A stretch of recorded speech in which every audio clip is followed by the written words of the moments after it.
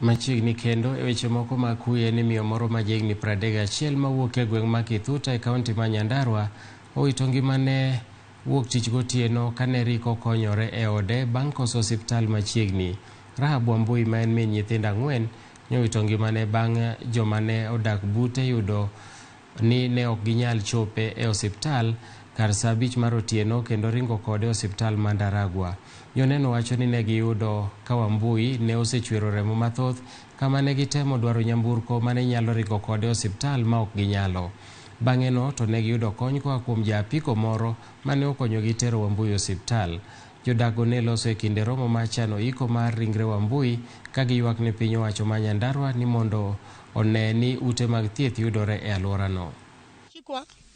Na uchungu ya kupata mtoto na tukaitwa na mtoto wake wa kwanza. Wakati tuliitwa na mtoto wake wa kwanza, wakati tulifika akajifungua mtoto. Wakati tulifika kwa hospitali, hata hatukumaliza dakika 10, huyo mama akaaga. Lakini ameaga na ametuachia watoto 5 na huyo mmoja ni wa siku 2 na hata hana kitu ya kukula, hata kitu ya kukunywa. Hata wakati mgonjwa anagojeka, sisi tuko na shida vile huyo msichana aligojeka.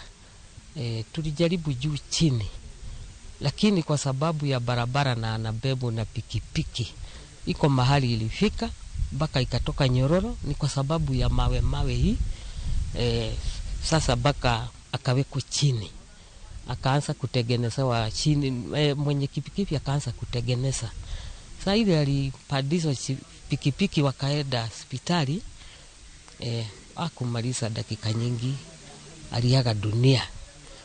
Na tumesema kama serikali ingekubali na wenye wote wenye tulichagua pande hii watusaidie kututengenezea barabara, ni kwa sababu barabara yetu ni mbaya.